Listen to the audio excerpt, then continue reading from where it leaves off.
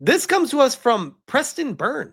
This is, by the way, he is the lawyer that is currently actively suing Ofcom alongside my lawyer, Ron Coleman, representing me in my lawsuit defending me against Alyssa Mercante.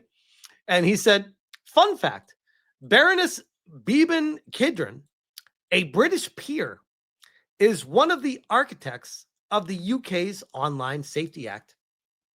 The charity, which, by the way, I know I want to get through this story, but why are charities always like the thing all this stuff always goes back to?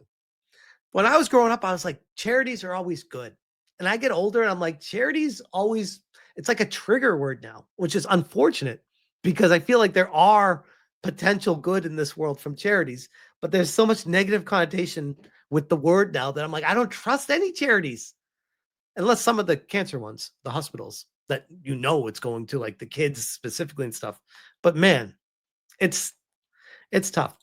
The charity she founded, Five Rights, is involved with a lot of kids code legislative proposals in the United States that would seek to impose similar censorship laws here. Now, remember, she's in the UK. What the hell is South Carolina Kids Code? Kids Code Coalition. Nebraska Kids Code. Kids Code Coalition. What the hell? Why is she part of something making stuff in America? After advancing through the House, the code is on its way to the Senate, and the children of South Carolina are one step closer to a safer digital world. Now in the final reading stage on the Senate floor, if passed, the Nebraska Kids Code will implement privacy by default and safety by design protection for kids online. How the hell would a kid get online without a parent giving them a device first? This is insane to me. He follows it up. He says, you can say something is to, quote unquote, protect the kids, but if its effect is to dox internet users and interfere with protected speech, it's a censorship law. It ends with prison threats and fines, just as we're seeing now in the UK. These initiatives need to be kicked out of the USA 100%. I don't think you're going to find much disagreement from anyone here on this. Punishing people for their publishing decisions is something the English have been doing since before the invention of the printing press. It's not something we do here in America. And he quote tweets Ethan Weil, who is saying, look, I'm all for children's safety online, but the main fear I got is that it's going to pull what the UK did in overarching what is or isn't safe. But then again, why would I say matter to the corrupt system, right? And he said, more to the point, not only do Americans not take orders from the British, fuck yeah, historically, hell yeah, we haven't been very keen on taking orders from nobility either. Fuck yeah. Let's fucking go. Preston continues.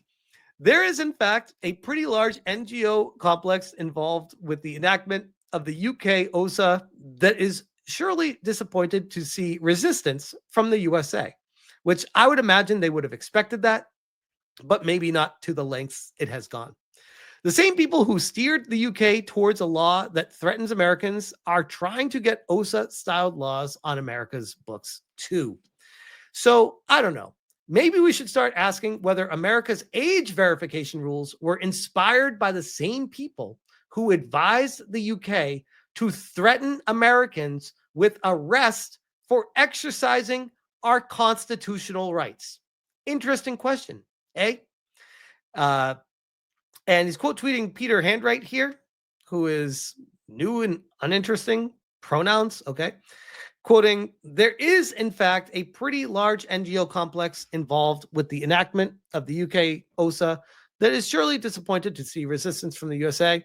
He said there's even there's an even larger number of ordinary British people who are delighted to see that resistance and want it to grow, which I can vouch for that, by the way, with the sheer amount of people in the comment sections of the videos I've made, just talking about the Ofcom and UK stuff going on.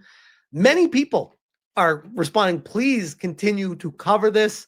I am in the UK right now. Please keep speaking up. We do not like this over here either. He said, I suspect you guys are going to enjoy September even more than you enjoyed August in that case, which that's a little bit of foreshadowing. He said, here's a video of Joe Biden's Surgeon General hanging out with Kidron in Parliament, with the explanation point for emphasis, and endorsing safetiest internet regulations. There needs to be an investigation into the Biden administration's role in encouraging or facilitating the OSA's targeting of U.S. citizens, which, yeah, suffice it to say that they're using this legislature as, because the volume's so low, so I'll just kind of give you the long and short. They're using the legislation to say, oh, there's a mental health crisis in our country, blaming it on the internet, blaming it on the kids, the way that they're being brought up, and how they need to fight back against these things because it's really problematic for the future of the kids. But why does this person, this Beeban Kidron, why is she, member of the House of Lords of the United Kingdom, creating information and legislation in the United States for kids' online safety? Very, very curious. Why are these people always the ones that are in charge of protecting the kids? Always the ones that seem to be in the back pocket of the government, pushing agendas to take away freedoms from people. Maybe they have good intentions. I don't know if I even give them that kind of credit, though. Anyways, we have Preston Byrne continuing. Quote tweeting, this is Jay, he said, remember this censorial speech code has been enjoyed or its enjoyment upheld 3 times for California alone, 2023, 2024, 2025. We agree with NetChoice that it is likely to succeed in showing that the CAA-DCA's requirement that covered businesses opine on and mitigate the risk that children may be exposed to harmful or potentially harmful materials online facially violates the First Amendment. There you go. They say, yeah, we get it. Kids are going to be exposed to harmful stuff online. But First Amendment, go pound sand. That's too bad, so sad. Nothing you can do about that, bro. In the great states of America, even in California, of all places. Continuing with Ofcom, he quote tweets Ernesto. He says, is 4chan the perfect Pirate Bay poster child to justify wider UK site blocking? And he quotes it saying, since Ofcom's threats are viewed as undermining 4chan's constitutional rights, its attorneys believe that no court in America will allow foreign penalties to be enforced in the United States. Once people begin speaking about that, the damage will have been done. I would honestly love for Ofcom to get an order trying to deplatform an American company from American payment rails or U.S. infrastructure. I hope they do. Congress would go ballistic. With President Harris, you might get service under a treaty mechanism, but the UK still loses in a courtroom. They'd facilitate bullying, but still couldn't get enforcement of a foreign penalty if the target decided to fight for it. And we'll leave it at this one here. Quote tweeting Politico Europe, who says, the European Commission defended today's the bloc's right to set and enforce its own tech rules after U.S. President Donald Trump threatened to impose new tariffs on countries with digital policies he considers discriminatory. And Preston said, EU, tech regulation is our sovereign right. The First Amendment is our sovereign right. If you want to regulate technology, either build some tech companies of your own or IP block the USA. Americans don't owe Europe obedience. We've resolved that question many times. The question of internet regulations is a sovereignty fight, pure and simple. America built the tech. Europe wants to control it. Domestic law rationalizes about safety are just that. The outcome here determines whose rules run the global web. The reality is that Europe and the UK went too far. They sought too much control, which, oh, by the way, this is kind of one of those things that the lefty lunatics, they always make this fatal flaw. When things are going their way and they keep getting win after win after win, they get really full of themselves and they start to sprint towards the finish line to get everything pushed through all at the same time.